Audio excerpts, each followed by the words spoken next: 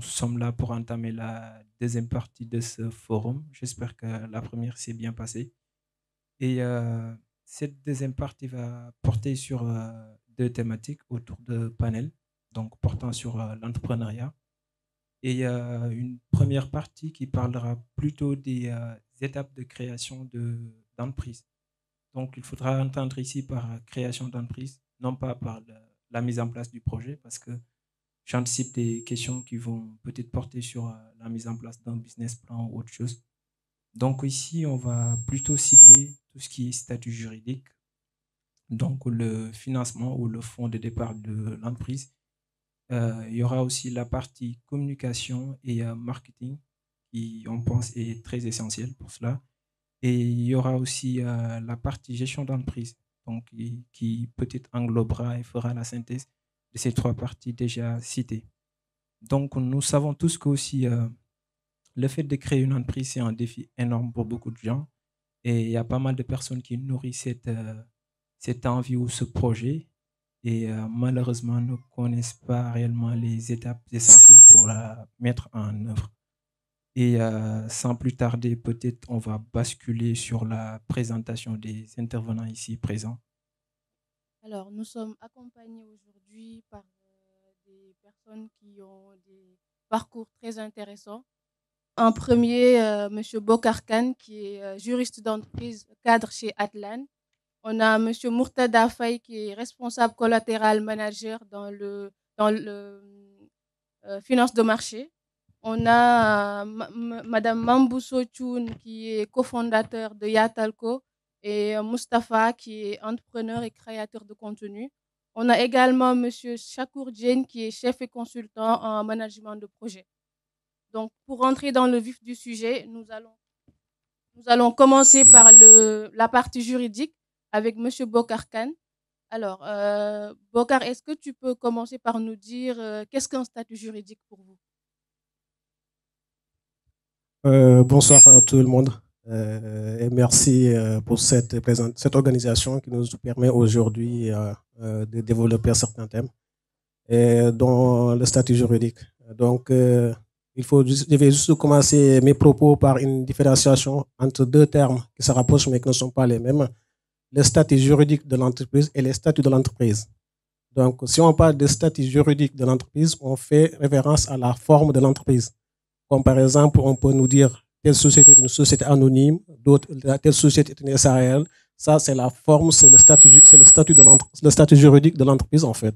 Alors qu'il y a un terme qui se rapproche du même terme qu'on appelle les statuts de l'entreprise, qui est un document écrit qui reflète toutes les particularités qu'une entreprise peut avoir, en fait. Donc, on peut avoir deux sociétés anonymes qui ont le même statut juridique, mais au fond, les statuts ne sont pas les mêmes.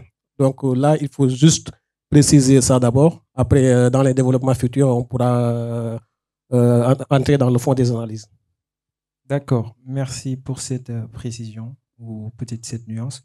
Et une fois qu'une personne peut-être puisse se mettre à l'idée que voilà, je dois d'abord définir mon statut juridique, que ce soit pour mon entreprise ou peut-être pour autre type d'entreprise, moi, j'aurais bien aimé vous interroger sur le fait de savoir quelles sont les options de statut juridique déjà disponibles et possibles pour la mise en place d'une entreprise. Oui, pour les statuts juridiques disponibles, je pense qu'en fonction des législations, ça change par exemple d'un pays à un autre, mais aussi d'un continent à un autre en fait. Mais dans la plupart du temps, les statuts qu'on retrouve et qui sont connus partout de tous, on a d'abord ce que l'on appelle les sociétés anonymes. Mais en fait, avant de parler de ça, il y a des questionnements qu'on doit faire tout d'abord en fait. Parce que, est-ce que si je suis seul, ou si on est deux ou trois, le questionnement n'est pas le même en fait. Parce que si je suis seul, moi je peux faire une chose. Bon, peut-être que ça veut dire que moi je veux entreprendre tout seul. Donc il y a des statuts juridiques qui me sont ouverts. Alors que si on est deux, trois, quatre, bon, si on est un peu nombreux, il y a des statuts qui sont fermés. Ça c'est la première. La deuxième, c'est qu'en forme d'engagement, comment on compte s'engager nous tous? Est-ce que moi, par exemple, je veux que dans mon engagement, dans ce que je vais entreprendre, qu'il y ait une confusion de patrimoine? Donc, ça veut dire que moi, mon patrimoine personnel et le patrimoine de ce que l'on va mettre en place soient confondus. Ou bien est-ce que moi, je veux me limiter exclusivement à ce que je vais mettre et comme ça, moi, il y a une différenciation entre mon patrimoine et le patrimoine de l'entreprise. Aussi, il y a le questionnement aussi sur la fiscalité. Est-ce que moi, je vais être imposé à l'IS ou est-ce que je vais être imposé à l'IR, l'impôt sur le revenu? L'IS, c'est juste l'impôt sur les sociétés. Il y a aussi un questionnement sur le statut social, en fait. Donc, il y a des questionnements qu'il faut se poser. Et à chacune des réponses, maintenant, on peut dire que voilà ce qu'on va mettre en place ou voilà ce que l'on ne peut pas mettre en place. Juste à titre d'exemple, par exemple, moi, je veux entreprendre tout seul. Il y a le statut de l'entreprise individuelle qui m'est ouverte. Il y a la société anonyme à actionnaire unique qui m'est ouverte. Il y a le SARL à l'actionnaire unique qui m'est ouverte. Alors que si on est deux, tout ce qui est unique, ça veut dire que ce n'est plus possible en fait. Donc on tombe dans un cadre beaucoup plus restreint. C'est comme aussi pour la responsabilité. Par exemple, moi, il y a X et Y qui sont mariés, qui veulent entreprendre ensemble. Il y a des portes qui sont fermées, alors qu'il y a d'autres qui sont ouvertes. C'est ces questionnements-là qu'il faut se poser. En fonction des réponses qu'on aura, on pourra dire que voilà le statut juridique qui nous convient et voilà comment on va le mettre en place en fait. Je pense que vous avez répondu un peu vous avez commencé à répondre à la question que je vais vous poser là. C'est quels sont les critères pour choisir le bon statut? Je pense que la réponse est très simple. Il n'y a pas un bon, il n'y a pas un mauvais aussi. Tout dépend de l'engagement. Parce que si il y a par exemple les sociétés anonymes qui sont les plus répandues, là,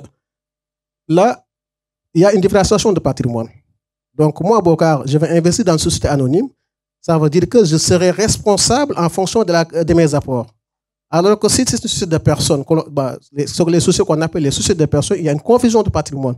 Donc ça dépend de moi, en fonction des risques que je veux encourir en fait. Donc voilà, et y a pas, la réponse est très simple, il n'y a pas de mauvaise ou de bonne. C'est en fonction de ce que l'on va mettre en place qu'on décide que voilà, on va mettre ça en place et voilà sur le statut juridique qu'on va choisir. En fonction du chiffre d'affaires, du nombre de personnes dans l'entreprise, ce sont des choses qui peuvent impacter sur le statut à choisir. Il y a des sociétés, il y a un minimum d'apport qui est exigé. Ça c'est avéré. Par exemple, dans les sociétés anonymes, il y a un minimum d'apport. Alors, il y a certaines sociétés où on n'a pas besoin d'un apport ou bien l'apport est minime. Donc, voilà. Oui, merci, M. Khan, pour ces précisions portant sur le statut juridique. Je pense qu'aussi, si au niveau du public, vous avez des questions peut-être plus spécifiques, vous pourrez les poser à la fin de ce panel. Donc, je pense qu'il est très bien de mettre en place un statut juridique dans une entreprise, mais c'est très, très intéressant aussi de trouver son financement. Je pense que même c'est le point qui bloque énormément de personnes dans la mise en œuvre de leur entreprise. Et on va basculer sur une personne où on désigne spécialiste là-dessus, c'est M. Mourtada Faye. Et je vais juste commencer par une question. Si je veux créer mon entreprise et que je dois trouver des investisseurs ou je dois financer mon entreprise, comment bien présenter le projet pour que des investisseurs puissent être vraiment intéressés par cela et me financer? Merci beaucoup, Zahir. Je vais tout d'abord commencer à saluer le public ici présent. Excusez-moi. Je vais commencer à saluer le public ici présent. Donc, peut-être pour répondre à cette question, il faudrait que le projet défini soit très clair pour le porteur de projet.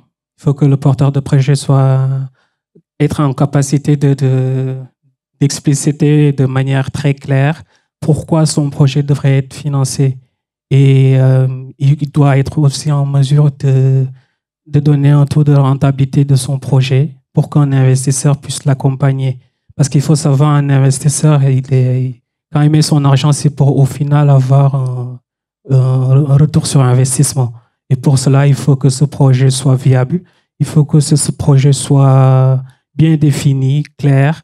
Et il faudrait montrer à l'investisseur qu'on est en mesure quand même, en fonction du secteur où, en tout cas, le porteur de projet voudrait qu'on l'accompagne. Il faudrait que ça soit très clair dans sa tête. Il faudrait que ça soit explicite. Il faudrait il faut mettre tous les éléments, avoir un business plan clair, savoir où on veut aller pour qu'un un investisseur puisse être en capacité ou en confort de l'accompagner ou pas. Merci beaucoup. On sait que la partie financement, c'est une partie qui pose problème en général. Est-ce que on peut savoir quelles sont les options de financement qui existent pour un jeune entrepreneur? Alors, pour un jeune entrepreneur, aujourd'hui, il existe plusieurs types de financement. À savoir, on peut partir sur le financement interne qui est le plus courant, c'est-à-dire ça peut être un apport personnel. Donc, ça peut être du love money, c'est-à-dire c'est nos proches qui nous financent, qui nous accompagnent. Ça peut être du crowdfunding qui est maintenant commence à se développer. C'est des groupes de personnes qui se mettent ensemble pour financer des projets qu'ils jugent rentables. Donc, aussi, il y a les financements externes, donc notamment les prêts bancaires, qui est quand même assez courant aujourd'hui. Ce que les jeunes entreprises, ce qu'ils font, c'est qu'ils vont auprès des banques demander un financement de petits montants pour financer les petits projets. Donc, toujours dans les financements externes, on va avoir les financements garantis, les prêts garantis par l'État, notamment financés par la BPI. Donc, les régions aussi accompagnent pas mal les jeunes créateurs d'entreprises. Mais ce qui se fait aujourd'hui, le plus souvent, c'est le financement interne. Donc, je mets l'accent là-dessus, c'est que c'est nos proches, donc le love money, nos proches qui nous accompagnent. Donc, toujours revenir à la première question, c'est-à-dire si le projet est bien clair, bien défini et que le porteur de projet nous garantit un retour sur investissement, une rentabilité, une viabilité du projet. Nos proches, souvent, sont là à nous accompagner. Financement sur capitaux propres, c'est-à-dire voilà, partir sur son épargne, ou, voilà, qui est très difficile actuellement de l'avoir, mais quand même, voilà. Et voilà, il y a aussi des groupes d'investisseurs. Des groupes d'investisseurs, tu vas voir quelqu'un comme Bokar Khan, Saher, ou voilà, se mettre ensemble pour constituer un fonds pour investir sur des petits projets qu'ils jugent viables ou pas.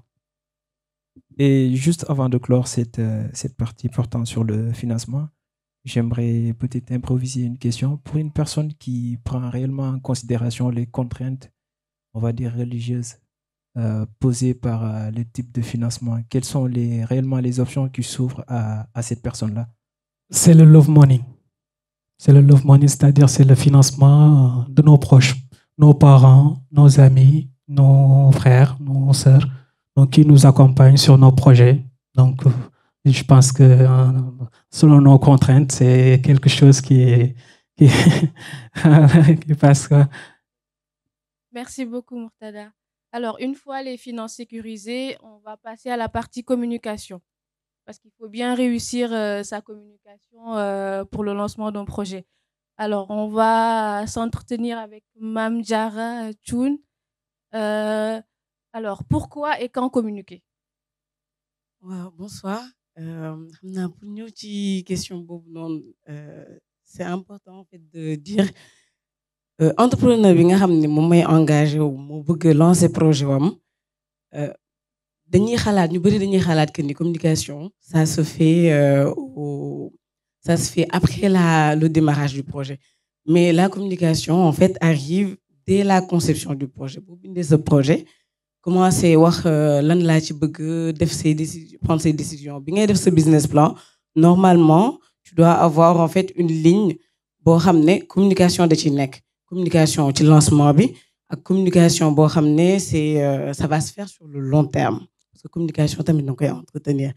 Maintenant les questions à se poser tu vois, la communication bobu c'est que kan moy sama cible, ndax loolu boy concevoir ce projet di nga xam kan ngay jox kan ngay cibler ci ce produit wala ci ce service boy proposer. Il y a aussi le message que je souhaite transmettre, lan la bëgg wax ki nga xam ne moom lay cibler. Et pour finir, il y a aussi l'ensemble des canaux de communication sur lesquels je dois me positionner. Donc après dinaa si ñëw. Maintenant lan moo tax communication bi am solo, parce que da ngay créer ay liens ak ses actuels clients et ses potentiels clients.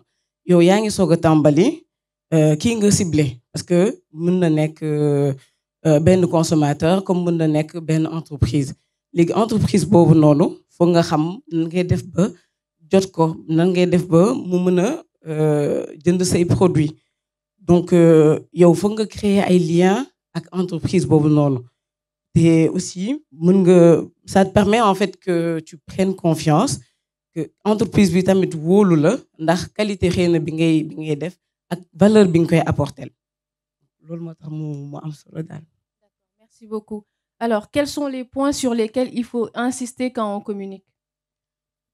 Waaw, point yi ngay insister man xëy na dinaa ci citer 3 yoo xam ne je sais que ni am na solo lool mooy sa identité de marque.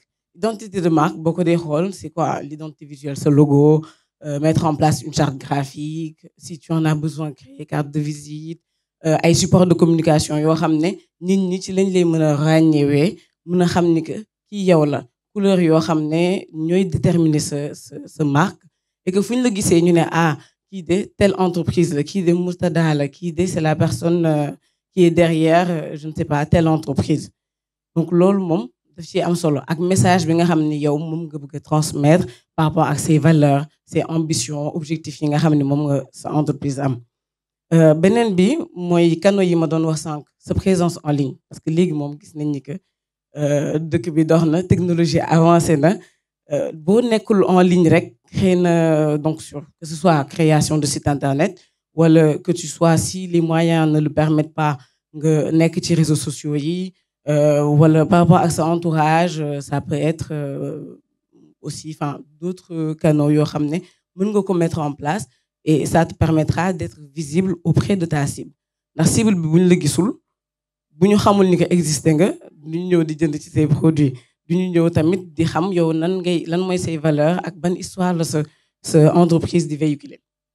Beneen affaire bi aussi mooy régularité bi. Parce que c'est bien de communiquer, mais communiquer ben yoon peut-être amalul la njariñ. C'est important d'avoir une certaine constance dans cette communication, de communiquer régulièrement, que ce soit toutes les semaines, toutes les 3 semaines, de parler de tes produits, tes valeurs, voilà.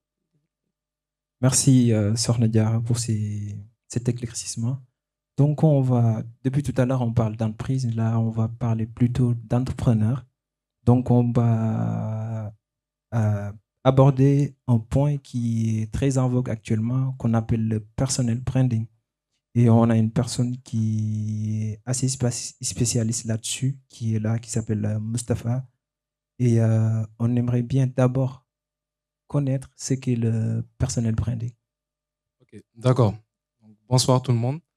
Merci encore à toute l'équipe pour l'opportunité de parler du personal branding, de pourquoi c'est important. Donc, je vais essayer d'expliquer rapidement pourquoi le personal branding c'est important. Et je vais commencer par une question. Si aujourd'hui je vous dis Steve Jobs, vous pensez à quoi? Vous pensez à Apple, on est d'accord. Si je dis Elon Musk, Tesla, voilà. Maintenant, si on dit votre nom, à quoi les gens pensent-ils? Voilà. Donc, maintenant, c'est ça votre personal branding. C'est ça votre personal branding. C'est personal branding. C'est-à-dire, c'est là vraiment de contrôler la perception que les gens ont de vous ou de votre entreprise. C'est vraiment la définition la plus simple du personal branding. Je pense qu'il n'y a pas plus clair comme définition. Et ça va nous amener sur la deuxième question. Donc, il y a énormément de personnes, d'entrepreneurs qui ont fait énormément de personal branding. Et j'ai juste envie de poser, c'est plus profitable pour l'entrepreneur ou bien pour son entreprise soi-même?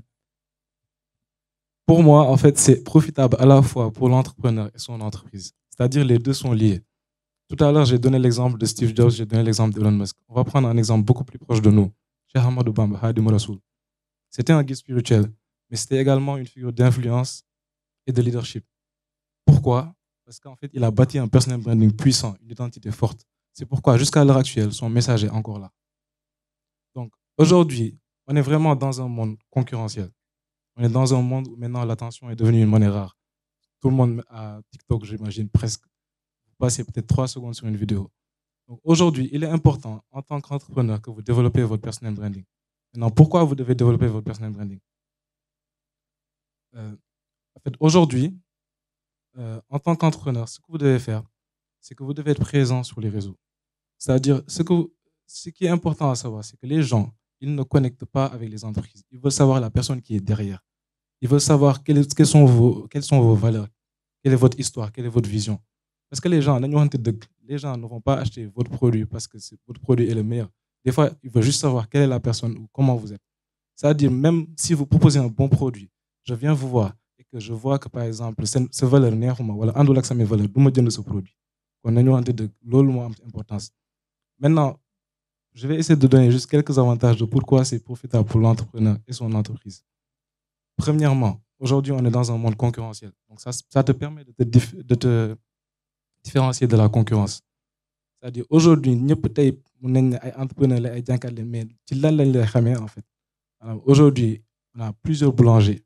Mais par exemple, un boulanger qui a par exemple une valeur, une histoire ou qui montre en fait pourquoi ça a amené à être boulanger, ça va beaucoup plus résonner avec quelqu'un qu'un boulanger lambda qui vient vendre des pains.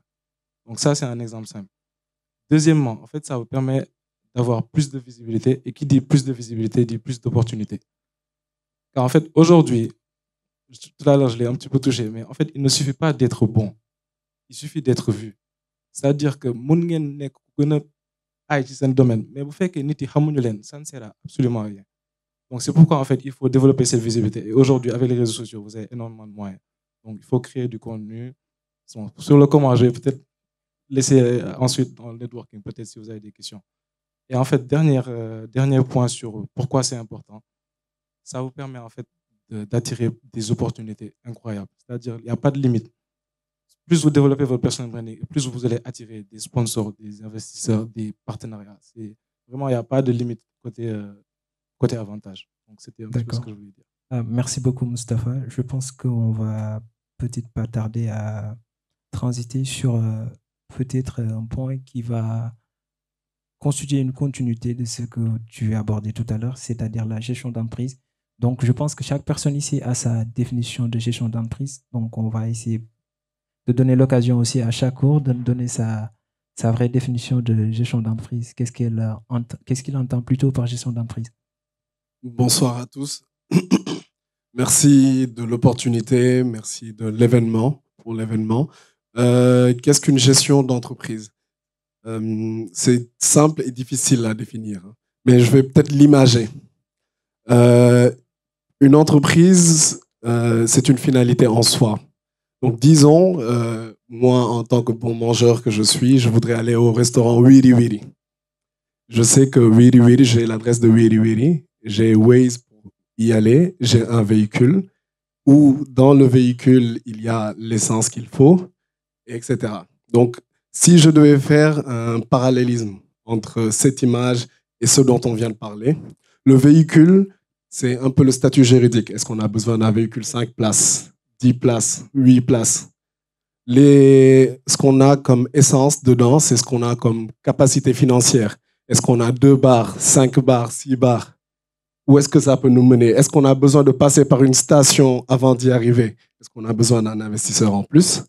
Est-ce qu'on a besoin que cet investisseur-là rentre dans le véhicule avec nous pour arriver où on va? Est-ce qu'il vient dans le capital ou pas? Donc, c'est autant de questions qu'il faut se poser. Ça, c'est comment on gère une entreprise. C'est voir la finalité, voir le trajet, l'arpenter, avoir un tableau de bord du véhicule qui sont les KPI, voir l'exercice, comment ça fonctionne, est-ce que je dois prendre des raccourcis et être aussi à l'écoute des changements du marché du trafic. Est-ce que le trafic se densifie sur cette autoroute-là? Est-ce que je dois bifurquer? C'est ça, gérer un business, c'est ça, gérer une entreprise. Autre chose, il y a le volet administratif, la fiscalité, la comptabilité et j'en passe. On dit que Elon Musk et Tesla, c'est la même personne, mais ce n'est pas le même compte bancaire. Donc, il y a une transparence à avoir dans la gestion des finances, dans la gestion administrative. Mettre en place des outils de suivi de son activité, pas seulement financier, mais des KPI qui nous permettent de lire la filière dans laquelle nous évoluons. Souvent, on confond deux notions, j'en parlais avec Saher, on confond la notion de modèle commercial et la notion de modèle économique. Typiquement, je donnais l'exemple de la SNCF à Saher, je lui disais que le modèle commercial de la SNCF, c'est qu'ils vendent des tickets, ils vous amènent d'un point A à un point B. Le modèle économique de la SNCF, la première source de revenus de la SNCF, c'est la valorisation du patrimoine foncier. La deuxième source de revenus de la SNCF, ce sont les publicités. La troisième source de revenus, c'est le fait d'amener des gens d'un point A à un point B. Voilà comment on réfléchit à un business et voilà comment on gère une entreprise. Oui, et j'en avais rajouté aussi le modèle de ADP, Aéroport de Paris. On pense tous que c'est les billets d'avion qu'on achète qui donnent plus de plus-value à cette société, alors que derrière, il y a une société qui a été créée par ADP qui s'appelle Xtime. Et c'est eux, en général, qui font 60% de ces bénéfices-là. Parce que quand on voit Burger King, quand on voit McDonald's, on voit Jules, on voit énormément de boutiques à l'intérieur de l'aéroport, on pense que ça appartient à ces enseignes-là, alors que c'est ADP lui-même qui a acheté cela via cette société-là pour faire beaucoup de bénéfices. C'est ce qui fait qu'à chaque fois qu'on est dans les aéroports, on voit que les prix des produits sont exorbitants. Donc, ça parle plutôt de modèle commercial. Donc, j'ai pas tardé juste tout à l'heure, tu as parlé d'outils. Donc, quels seraient peut-être les 3 ou 4 outils très indispensables pour la gestion d'entreprise? C'est un peu une question piège. Je peux parler des outils que j'utilise moi. Après, libre à chacun d'utiliser ses propres outils. Moi, j'utilise principalement des CRM. On utilise par exemple Odoo pour de la comptabilité. J'utilise pour la gestion de projet Trello beaucoup parce que c'est assez flexible. Et j'utilise bon nombre d'outils. Il y a un outil qui est pas mal intéressant de nos jours, qui est l'IA. Mon assistant personnel, c'est ChatGPT. Il y a des outils comme PMI.io, il y a des outils comme Gamma App qui nous permettent de faire une présentation. On travaille ensemble, vous savez un peu comment c'est puissant, d'une journée en 1 heure ou en 30 minutes.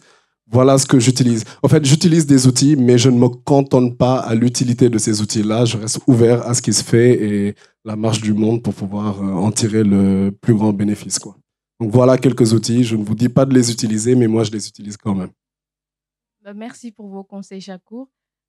Pour conclure cette partie, quels conseils donnerez-vous pour assurer une gestion saine dès le départ? Je pense que ce n'est pas des conseils, mais il y a peut-être des bonnes pratiques. Les bonnes pratiques, j'ai parlé d'une des bonnes pratiques qui est le fait de ne pas confondre le compte bancaire de l'entreprise avec son propre compte bancaire, chose que nous faisons souvent. Et souvent au Sénégal, quand on dit Diou amna khalis, c'est que l'entreprise amna khalis, c'est l'entreprise blay tibé. Donc c'est deux choses bien différentes. Les bonnes pratiques. Il faut automatiser les process administratifs. Il y a une certaine lourdeur administrative à gérer une entreprise. Il faut faire de sorte à ce que ces process-là soient maîtrisés, compris, automatisés et faits dans les temps. Ça, c'est vraiment important. Les déclarations fiscales, quand est-ce qu'il faut les faire? On les fait au bon moment. Il ne faut surtout pas procrastiner. La procrastination, c'est l'ennemi de l'entrepreneur. L'entrepreneur, c'est quelqu'un qui est dans un environnement qui est mouvant. Il faut qu'il soit prêt et alerte par rapport à son environnement. Et il faut qu'il fasse les choses et il ne faut pas qu'il procrastine parce que l'environnement dans lequel il évolue peut changer du jour au lendemain. Et juste 1 minute pour nous parler de Rice. Juste 1 minute. C'est quoi Rice? Ça a l'air de me piéger. Mais accessoirement, bon, je suis consultant en management de projet et serial entrepreneur. Mais je suis aussi président du réseau international des Sénégalais cadres et entrepreneurs de l'extérieur. Qu'est-ce que fait ce réseau? C'est un réseau qui rassemble les Sénégalais cadres et entrepreneurs que vous êtes autour de 3 piliers, si je peux le résumer. Il y a Saher qui est le responsable de la stratégie de Rice et Mustapha qui est dans la commission entrepreneuriat. Mamdiara qui va nous rejoindre et je vous invite tous à nous rejoindre également parce qu'on fait des choses qui sont assez intéressantes. Sur l'année dernière, on a onboardé pas mal de personnes. On a permis à des gens de trouver du boulot, on a créé des synergies, on a créé des projets. Et les 3 piliers, pour revenir dessus, le premier pilier, c'est l'entraide professionnelle. Au fait, nous ne sommes pas de ceux qui prônent un retour systématique au Sénégal. Nous sommes ceux qui pensent que ce retour-là, s'il évolue, doit être facilité. Mais il faut aussi qu'il y ait une entraide à notre niveau. C'est l'exemple patent et l'événement dans lequel nous sommes. Donc, si je suis dans le domaine des finances et je connais Murtada qui est dans la finance, j'ai un poste ouvert, je le mets en visibilité de Murtada. C'est ce qu'on fait. Deuxième point, on crée des synergies entre les différentes diasporas des différents pays. Donc, on fait des projets entre les Sénégalais de France et des États-Unis, entre le Canada et le Luxembourg, entre le Luxembourg et Singapour, des choses comme ça. On crée des ponts entre ces différents pays. Et la troisième chose, c'est que mënuñu boole ay nit yu mel noonu ba pare sans mu génne njëriñ mooy jëriñ naka la ñuy jëriñee suñu communauté naka la ñuy jëriñee suñu askan en faisant des projets à caractère social, éducatif et scientifique vers le Sénégal. Donc voilà les trois piliers de notre activité au sein de RISE. Alors, merci Chaco. Je vais m'abstenir de synthèse et peut-être si dans le public, il y a quelque chose qu'on a omis ou il y a juste une ou deux questions à poser, peut-être c'est le moment avant de basculer sur la présentation des sponsors pour ensuite rebondir sur le deuxième panel. Si vous avez des questions, bien sûr. Salam alaikum, maa ngi leen di ziar bu baax. En tout cas, ñoo ngi leen di remercier. Li ngeen fi wax lépp am na solo. Moi, j'avais juste une question par rapport à Chakour. Dama bëggoon xam intégration bi nan lay demee. Est-ce que aussi vous prenez que des personnes yoo xamante ne c'est purement professionnel comme da ngeen di jàppale nit yi pour ñu am liggéey et aussi entrepreneur bu bëgg déclarer marque am lancé wu xam na déjà projet bu muy def donc loolu lan ngeen si indi ak intégration bi surtout. Non, du coup, pour revenir à la question de comment se passe l'intégration chez RISE, donc vraiment RISE est ouvert à tous les entrepreneurs et tous les cadres de la diaspora. Donc il n'y a pas forcément de limite, on n'est pas dans le sens de dire que non, c'est ouvert par exemple aux professionnels. C'est vraiment ouvert, comme on l'a dit, aux cadres et aux entrepreneurs de la diaspora, sans limite. Ensuite, par contre, par rapport aux entrepreneurs, on va vraiment aller chercher des entrepreneurs qui ont des projets à impact socio-économique au Sénégal. Donc je ne sais pas si je répondais à ta question. Ouais, merci pour la question. Hein. J'ai laissé Mustapha répondre pour dire qu'on est au même niveau hein, chez RISE. On a le même niveau d'engagement et de compréhension de l'initiative. C'est pour ça que je suis à même à répondre au même titre qu'il l'est. Je ne vais pas reprendre ce qu'il vient de dire. Je vais juste rajouter une chose. Si vous vous sentez concerné par ce que je viens d'énumérer comme pilier, vous faites partie déjà de l'aventure. Comment être onboardé dessus? C'est soit se rapprocher des gens qui font partie de RISE, et il y en a beaucoup ici, soit aller sur notre site rise.org, risce.org, et il y a un formulaire à remplir. Assalamu alaikum. Wa ñu ngi leen di ziar bu baax léegi li ngeen présenté moom merci beaucoup hein jàng nañ ci lu bari man j'ai juste je pense en fait je vais intervenir par rapport à kiiwu Bokar Kane. Peut-être qu'il va prendre un micro pour expliquer ou keneen ku nekk jël dem gisi ko mais lu ma bëggoon préciser rek mooy que pourquoi en fait lu mu wax important et que képp ku bëgg def entrepreneuriat war ko dem gisi en fonction du statut, en fonction de ce qu'on fait comme métier, en fonction de ce statut. Pour les personnes mariées, justement, en fait, là, il faut savoir qu'en fonction de ce qu'on fait, on peut exposer son partenaire. Il y a des moyens pour protéger son partenaire, il y a des moyens pour... Voilà. Donc, pour peut-être bien une précision, le bon xamantene, bo mais ñu poser question ci lolu ñu mën ko laaj. Je pense que dugg ci parce que day gëna développer, mais il faut savoir que parfois quand on se lance dans l'entrepreneuriat, il faut essayer de protéger son partenaire, muy sa jëkkër wala sa jabar. Juste si vous êtes marié, bien sûr. Oui, par rapport à cette question, je pense que dans le cadre des sociétés, il y a ce que l'on appelle les sociétés de personnes et les sociétés de capitaux. Dans les sociétés de capitaux, la plupart du temps, on est responsable en fonction par rapport à son apport. Par exemple, on a créé une société anonyme ici. Vous avez 50% de la société, moi j'ai 50% de la société. Quand la société est en difficulté, quand il y a des dettes qu'il faut payer, vous payez vos 50% en fonction de vos apports. Moi, je paye en fonction de mes apports. Ça, c'est les sociétés qu'on appelle les sociétés de capitaux. Il y a ce qu'on appelle les sociétés de personnes.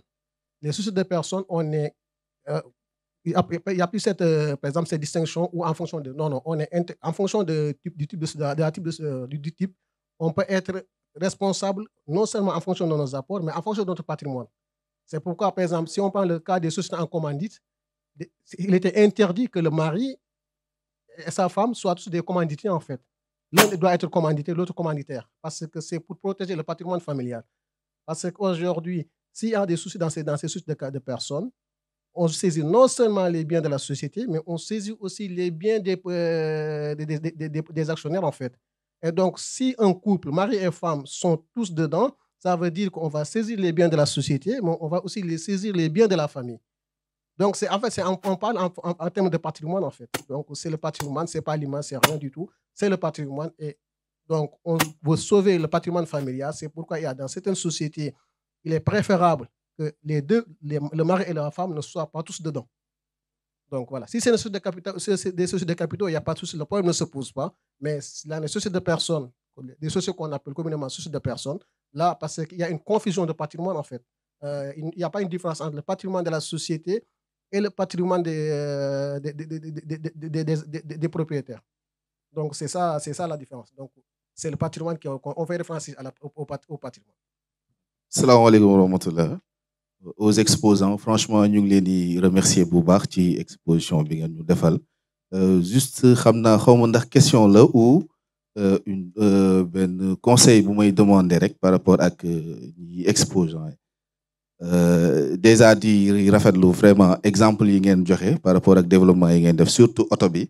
J'avais tellement envie de te demander dans cette véhicule qu'est-ce qui symbolise le personnel de l'entreprise parce que c'est tellement voilà. Donc dama doon laajte ñun ñi nga xamante ni dañuy aspirer à devenir des entrepreneurs peut-être ñun nekk ci dëkk bi donc c'est très difficile de formaliser ce qu'on est en train de faire. On est un peu dans l'informel puisqu'on essaie quand même de faire quelque chose. Quel est le conseil que vous pouvez nous donner en fait? Merci beaucoup hein, pour l'intervention. Ah, auto bi de mën nañ ko sëf lu bëri nag mën nañoo sax yokkaat heure bi ngay dem ndax heure bu baax bi la ndax trafic bi day diis wala da nga war a xaaraat ba si kanam loolu benn wàll la ci tontu li nga laajte léegi nii. Je pense qu'il faut jauger. Hein. Il faut jauger le bénéfice par rapport au risque encouru. Est-ce que da nga koy def sa activité à temps plein ou pas? Mais dans tous les cas, il faut prendre des initiatives, il faut entreprendre quoi. Et il ne faut pas se tëj sa bopp si cloisonnement administratif. Typiquement, la forme juridique, bon, je parle sous le contrôle de notre expert, elle peut évoluer. Hein. Mën nga commencer auto-entrepreneur lu yomb, loo xamante ni administrativement c'est pas très compliqué, et évoluer vers autre chose. Donc, bul tëj sa bopp si cloisonnement administratif bi da nga bëgg entreprendre quoi. waaw man loolu de laa si am comme xalaat xanaa am ñu mën a mottali fii rek. waaw man bu nekkee am na lu may apporter par rapport à ça mooy juste éviter bon entre guillemets la mentalité de certains Africains en fait parce que ñoom dañuy jàpp ne tout ce qui est formel c'est compliqué parce qu'il y a l'impôt derrière il y a l'État derrière donc dañuy bëgg di exploiter li ñuy def bon di jël comment le beurre l'argent du beurre et la crémaillère en même temps alors que loolu moom c'est pas du tout top parce que tey boo nekkee ci benn activité di ci yëngu dëkk bi moo am nu muy fonctionner en fait li may wax nag c'est pas du droit mais dëkk bi moo am nu muy fonctionner mooy tey boo nekkee ci benn dëkk bi mooy ne benn instant nga toog soxla benn papier ñu ne la an sa bulletin de salaire par exemple imaginons yaa ngi ci activité boo xam ne c'est rentable am na xaalis yaa ngi ciy dund yaa ngi ci fay sa location yaa ngi toppatoo sa njaboot mais mënoo ci am bulletin de salaire alors que tey boo ko defoon boo ko exploité sous forme entreprise individuelle wala individuelle soxlawul apport en fait donc da nga ciy mën a am foofu yow bulletin de salaire boo xam ne entreprise bi nga exploité moo la ko jox en fonction yow revenu yu ngay am te boobaa tamit yaakaar naa ne c'est beaucoup plus bénéfique pour yow que nga chaque mois nga sa business indi la benn 5 000 € nga def sa poste amoo bulletin de salaire amoo sécurité sociale amoo dara mais yaa ngi am xaalis daal yaakaar naa dund googu moom lu jar a éviter la en fait parce que dëkk bi moom nga am li ngay activité bi ngay def en fonction quel que soit lu mu lay apporter war nga koo mën a structurer ba tey yow mu indi la yenn avantage parce que tey entreprise individuelle mën nga koo créer di am benn même bu nekkee salaire bi 500 € la mbala 600 € mbala quel que soit le montant nga am ci sécurité sociale am ci bulletin de salaire am ci alors que bu nekkee da nga jël xaalis bi comptant na def sa poste faj say soxla suba nga jógaa daara nga jóg parce que on l'a vu pendant le Covid ñi nga gis ne tey bi ñu xëyee ñu tëj dëkk bi y a beaucoup de gens ñi ngi nekkoon dans une situation très très compliquée en fait loolu yëpp lu ko waral mooy ñàkk choisir statut juridique boo xam ne tey xool nañ ko xam ne fii mën nañ fee dugg cadre bi mën nañ ci exploiter li ñuy def yaakaar naa ne man su ma mee conseil may jox mooy quelle que soit l'activité moom daal ko inscrire dans un cadre purement cadre juridique boo xam ne tey di nga ci mën a am ay retombées si bien que nag derrière moom peut-être qu'il y a les impôts il y a tout mais après ñu jëngu ko fay ko quoi maa ngi tudd bu baax. Bonsoir tout le monde. Tout d'abord, je vous remercie pour cette présentation que j'ai trouvée très intéressante. Moi, j'avais deux questions. La première, c'était pour les statuts. Tout à l'heure, je ne sais pas si la personne qui vient d'intervenir l'a répondu ou pas, parce que j'ai pas prêté attention à ce qu'il disait. Mais je disais, par exemple, moi qui travaille ici, et un jour, je veux rentrer au pays pour investir. Vous me conseillerez de choisir quel statut? C'est-à-dire de partir par mes propres moyens ou de partir par collaborer avec d'autres personnes. Et ce sera lequel statut qui serait le plus avantageux où je trouverai un bénéfice par rapport à l'affaire que je vais lancer. Le deuxième... Et je remercie les panélistes qui sont là, qui ont vraiment amené des informations assez claires et pertinentes pour cette partie procédurale de création d'entreprise. Sans plus tarder, on va accueillir les deuxièmes panélistes. Donc voilà. D'accord, on les applaudit d'abord pour les libérer. On va garder Abdou Chakour par contre. Oui, merci Mustapha, merci Bokar, merci Diara, merci Mortada. Et on va accueillir Serigne Bassirou Cissé. Donc je pense qu'après je laisserai le soin à Sorna Mamdié de présenter les entreprises. Donc on va accueillir aussi Monsieur Lamine Diaité, Monsieur Abdullah Sar, Madame Ndogaïnger. On va ajouter aussi une autre chaise pour une invitée exceptionnelle, Serigne Khadim Mbodj. Et Serigne Abdullah plutôt Serigne Abdou Chakour Diène.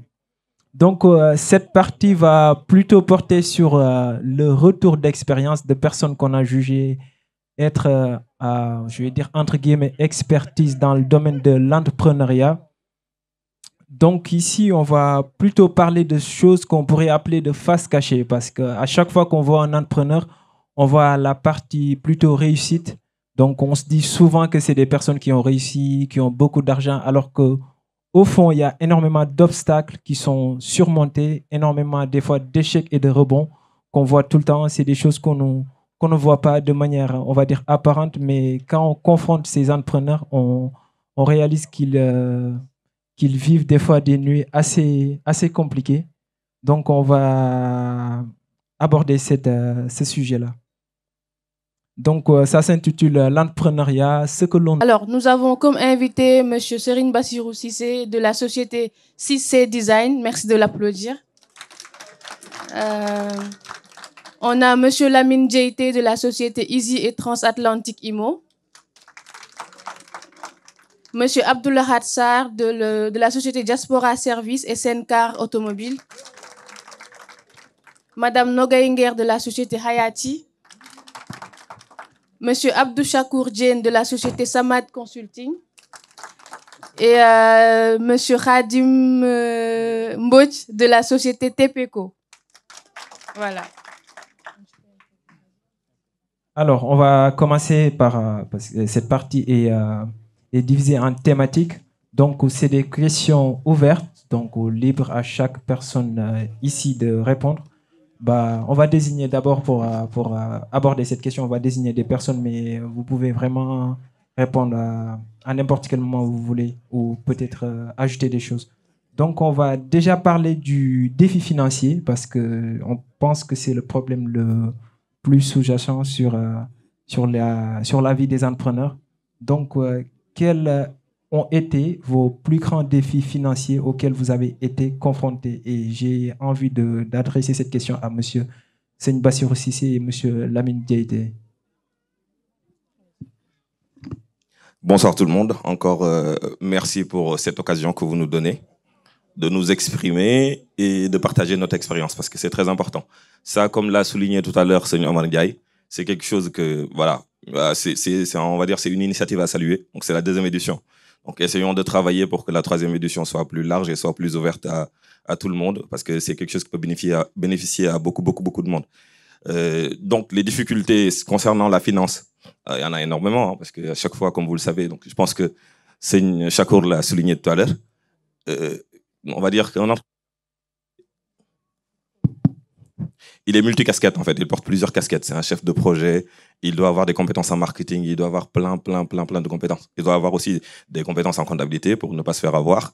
Donc il doit avoir des compétences administratives. En fait, c'est quelqu'un qui touche à tout. Parce que là, sinon, il se fait avoir assez facilement. Donc la finance, faut se préparer avant. Parce que faut se dire que là, je me lance sur un coup de tête parce que je suis croyant, je suis mouride. C'est important de le souligner, hein, parce que tout à l'heure, il y a beaucoup de personnes qui ont intervenu, mais qui n'ont pas souligné cet aspect-là. Le mouridisme va avec l'entrepreneuriat, donc c'est pour ça que c'est important, et je pense que Seigne Khadim Mbodj le fait ici souvent, d'inciter tous les mbok talibés à entreprendre. Pourquoi? Parce que ça augmente ta foi. Ça se dit, bah, moi, Seigne Fallou Mbacké, comme lui, Seigne Fallou Mbacké, notre guide religieux, fils de Serigne Touba, disait que gâtou wërsëg mu ngi commencé nga xam ci li ngay am weer bu dee. Donc, tous les salariés, en quelque sorte, vous savez, vous êtes planifiés, vous êtes comme des robots. Métro, boulot, dodo, à la fin du mois, je sais ce que j'ai. Quand on vient au Daïra, il y a quelque chose, une petite surprise, on demande des SAS, des petites contributions. Tu peux pas le donner parce que là, tu es limité. Tu as un salaire de 1 500 €. Si on te demande de donner un SAS pour les chantes qui arrivent là, coucou à Boka, 1 000 €, on te donne, il y a un salaire de 1 500 €, donc il nous faudra vraiment faire des efforts. Et j'ai l'habitude de le dire, hein, c'est dur pour tout le monde. Donc, je profite de le dire. Là, on vit tous les mêmes choses. C'est pas parce que Seigne Khadim Mbodj qui a à côté un salaire plus élevé que moi qu'il n'a pas plus de charges que moi. Là, c'est quelque chose, c'est une volonté. J'ai envie de donner, je me sacrifie pour donner. Donc là, c'est l'entrepreneur, c'est pareil. Donc il a son objectif, il se dit que je vais me donner les moyens d'atteindre cet objectif-là. Je vais pas essayer de chercher des excuses parce que là, je pense qu'ils l'ont souligné, ils l'ont tous dit. Pour entreprendre, il faut vraiment que la personne qui entreprend soit vraiment rigoureuse. Cette personne-là, il doit avoir de la rigueur, il doit avoir de l'endurance en fait, il doit être une personne endurante parce que là il va être confronté à énormément de difficultés. À chaque fois on a des mauvaises surprises, donc il faut vraiment se préparer. C'est-à-dire si on a des bouées de sauvetage, parce que là quand j'entreprends, je vais pas me lancer dans une mer comme ça sans bouée de sauvetage. À un moment donné je vais commencer à nager, mais après si je me fatigue, je vais me noyer. Donc là c'est important. Avoir des filets de sauvetage, c'est-à-dire que là avant d'entreprendre, soit le projet c'est un projet ambitieux, j'ai pas assez de finances, je vais voir par quels moyens je vais pouvoir essayer de lever des fonds. Là, comme on a dit, hein, donc ils l'ont souligné tout à l'heure dans le panel 1, il y a différentes manières pour lever des fonds. Ou sinon, bah, si c'est un projet propre et moi j'ai pas envie d'avoir de financement externe, j'ai envie de faire ça moi-même. Donc là, il faut se préparer. Et c'est important, je le dis souvent ici, si vous êtes célibataire, lancez-vous, il n'y a pas de souci. Si vous êtes marié et que votre épouse ou votre mari n'est pas solide financièrement, attendez le bon moment. Préparez-le, essayez de mettre de l'argent de côté. Parce que là, entreprendre au début, ceux qui font de la prospection, ils le savent. On appelle, on prospecte et on tombe sur des clients. Quelquefois, ils nous font miroiter des choses. Au dernier moment, on te dit finalement, bah, je ne vais pas signer avec toi. Et ça devient très, très compliqué. Parce que là, tous tes espoirs, tu les avais fondés sur ça. Tu te dis, je vais sortir. Tu commences à faire des promesses à ta femme. Je vais t'amener nanani, je vais t'amener nanana. Après, finalement, bah, c'est une désillusion totale. Donc, tu peux rien faire. Tu te retrouves au bord du gouffre, en quelque sorte. Donc, il faut vraiment se préparer. Là, c'est très, très difficile et c'est très compliqué. Donc, l'aspect financier, il faut vraiment être un bon croyant et après demander à Dieu, continuer à prier tout en faisant ce qu'il faut. Parce que là, tu ne peux pas te dire, je crois en Dieu, ça va marcher, ça va marcher. Non, ça ne marche pas comme ça. Donc, il faut vraiment se préparer et essayer de mettre des sous de côté, lever des fonds s'il le faut. Et bah, demander une aide à chaque fois qu'on en a besoin. Parce que quelquefois, il ne faut pas se dire, bah, je m'entreprends, je suis bon, je réussis tout ce que je veux. Parce qu'on peut être quelqu'un un très bon salarié et être un mauvais entrepreneur. Ça arrive souvent. Donc, il y en a, ils ont des compétences, ils ont toutes les compétences qu'il faut. Mais comme je dis, juste les compétences, ça ne suffit pas pour entreprendre. Je suis un bon développeur, j'ai toujours été un bon développeur. Mais ce n'est pas parce que je suis un bon développeur que si j'entreprends, je vais réussir. C'est totalement faux. Ça n'a rien à voir. Je dois être vraiment multicasquette. C'est-à-dire que je suis capable de vendre mes services, c'est-à-dire que je sais développer, mais je dois être capable de les vendre. Et comme l'a souligné tout à l'heure Chakour, il faut que moi je sois en veille constamment. Donc tu dois être aware, tu dois être en alerte constante. C'est-à-dire faire une veille concurrentielle. Ah bah, je sais me vendre. Ok, je me vends à quel prix? Mes concurrents, ils sont à quel prix? Faire une veille technologique. Moi, j'ai appris à développer, j'ai appris avec ces stacks-là. Est-ce qu'aujourd'hui, ces stacks-là, ils sont toujours d'actualité ou pas? Donc, je fais une veille tout le temps. Il faut aussi que je sois à l'écoute du marché. Qu'est-ce que les clients demandent? Est-ce que là, je faisais du PHP? Est-ce que le PHP est toujours demandé sur le marché ou pas? Donc là, essayez à chaque fois. Donc, il faut vraiment se préparer. Entreprendre, c'est pas quelque chose de facile. Faut pas qu'on y croie. On voit des personnes qui ont entrepris et qui ont vraiment réussi. Il y en a énormément qui ont aussi entrepris et qui ont échoué. Et je pense qu'il y a, si on regarde les chiffres en France, il y a plus de 70% des entreprises ici qui sont créées, qui font banqueroute. Hein. Donc, faut pas rêver non plus. Faut vraiment se préparer financièrement et mentalement pour pouvoir réussir. Et je m'excuse de m'étaler et de prendre énormément de temps. Merci, Monsieur Lamine. D'accord, Monsieur Lamine. Bonjour à tout le monde et encore on vous remercie pour cette occasion. Moi, je vais rebondir juste sur ce que Bassirou vient de dire. Le plus important pour moi, c'est le mental. Parce que là, on va parler des défis financiers. Au début, pour entreprendre, moi, je pense qu'il faut être d'abord prêt psychologiquement. C'est dans la tête. Hein. On n'a pas besoin de préparer. Maintenant, il y a des mécanismes pour sécuriser ton projet. C'est ça qu'il faut savoir. En France, il y a des mécanismes pour entreprendre en minimisant les risques. Maintenant, les défis financiers et comment on a relevé ces défis-là, c'est que quand tu entreprends, c'est que tu deviens fou, tu essaies de voir tout. Moi, au début, en fait, je me suis lancé dans le truc et après, tu te dis quoi? Il te faut un comptable, il te faut ça, il te faut ça. Moi, j'avais rien, en fait, pour payer tout ça et moi, j'ai commencé en période de Covid. L'histoire, on la connaît. Et après, moi, ce que ça m'a permis, comment j'ai relevé ces défis-là, aujourd'hui, moi, je peux tenir ma comptabilité. Donc, j'étais obligé d'aller regarder des vidéos, de me renseigner, d'appeler des experts comptables et à apprendre vraiment ce que c'est que la comptabilité. C'était tellement compliqué qu'au début, en fait, je le dis souvent à Bass, même pour aller acheter un logo, je ne pouvais pas. Je suis allé me trouver un logo, tout ça. Donc, juste pour dire que les défis sont là, il y a des défis financiers, mais il n'y a rien de diable, on peut les relever. Et quand on est prêt mentalement, on est prêt à tout, en fait, pour réussir. Après, quand on avance, quand on veut faire grandir sa société, il y a aussi des mécanismes, en fait, financiers qui sont disponibles. Il faut juste les savoir et connaître, en fait, comment aller les chercher. D'accord. Bah, merci beaucoup, Monsieur Lamine Diaité. Et quand on parle souvent de défis financiers, donc on pense souvent à des moments financiers qui sont peut-être les plus mauvais de votre courbe d'évolution de votre entreprise. Donc, on peut sous-entendre l'aspect échec et rebond dans ces genres de situations. Et on a ciblé deux personnes, Serigne Abdoulahad Sarr et M. Khadim Mbodj, pour nous parler plutôt de partager une expérience où ils ont été confrontés à l'échec et ensuite rebondir par rapport à la vie d'entrepreneuriat. Alors, bonjour tout le monde. Donc, je m'appelle Cheikh Abdoulahad Sarr. Je suis ingénieur méthode chez Vinci et entrepreneur. Et d'accord. Avant de répondre à la question, tout à l'heure, dafa am ku posé une question dans light parce que bon, désolé. Dans light en fait, xeyna dafa gis Sénégal nit ñi ils font la même chose et tout et que voilà, mu bëggoon xam ban secteur. En fait, juste pour jox ko ben astuce ci entrepreneuriat pour won ko parce que bon, man sama réflexe lépp entrepreneuriat la. Alors, je vais tenir mon discours en étant debout. Donc déjà, là en fait pour montrer juste deux choses. Man ak ñi ñëpp on fait la même chose parce que ñëpp mooy wax ak yéen mais je me suis démarqué pour ma captiver seen attention et que pour ngeen gën ma gis donc là maa leen gën a leer voilà donc loolu benn la. Alors pour répondre ci question échec bi et rebond ñan ñoo fi bëgg a entreprendre ana ñan ñoo bëgg a entreprendre ak ñan ñoo am entreprise ba pare yéen ñëpp yëkkati leen seen loxo je veux voir. Alors donc yéen ñëpp vous voulez entreprendre donc déjà dama leen di wax benn affaire boo xam ne il faut ngeen bàyyi ko xel bu fekkee ni pare woo leen pour échouer bu leen lancé wu.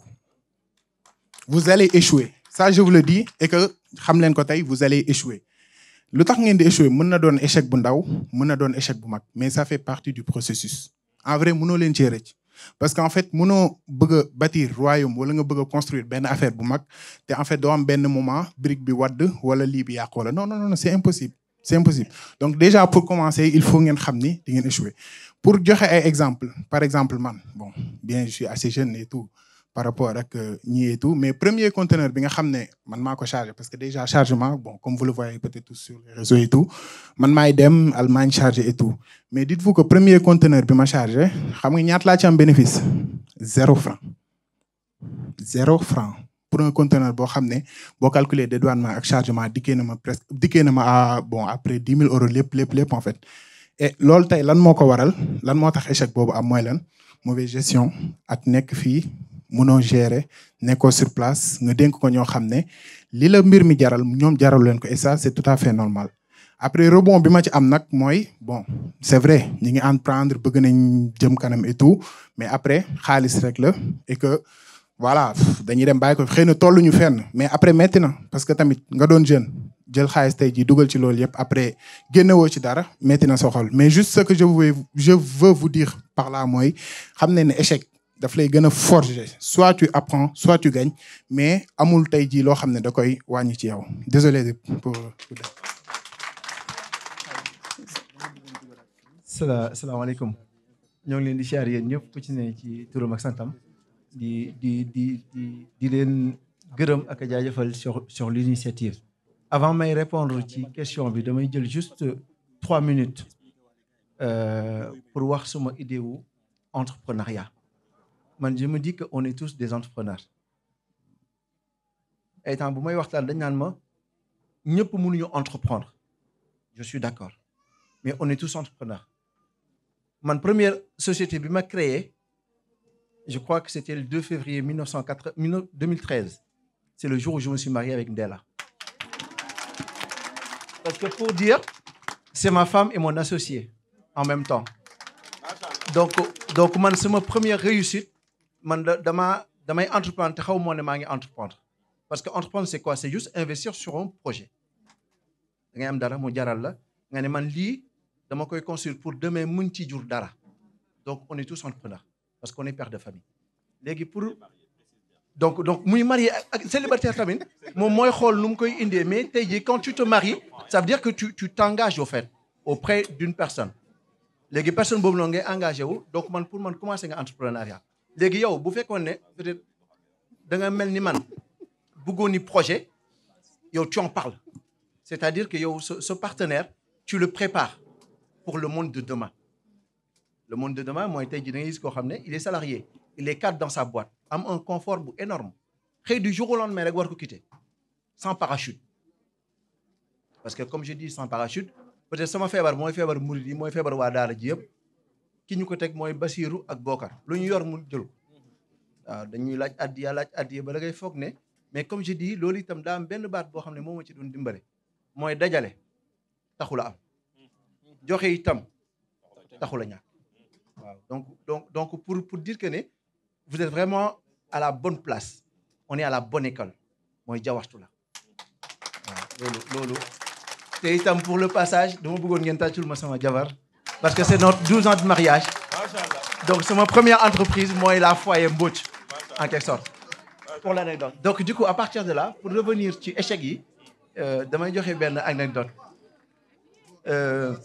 dañoo am ay proverbes yoo xam ne dafa fort mais c'est dans des moments difficiles nga koy mën a comprendre dañ naan yàlla buy defar day mel ni day yàq donc quand tu parles d'échec man j'ai créé ma première boîte intitulée Touba Construction pour info je suis ingénieur en génie civil donc du coup 2018 laa créé sama société bi ma koy créé itam daara jee taxoon ma koy créé bu ma ne daara jee taxoon parce que instant boobu engagement yi bëri na sama salaire mënatuma couvrir la moitié de ce que je devais faire et j'avais touché mon plancher au fait au niveau de ma boîte mënatu moon laaj augmentation des primes tubaab yaa ma gën a xam donc t'as pas le choix soit da ngay gëm seen tubaab wóolu ko yaakaar ko yaawabtu bil furqani rabbi al mu'in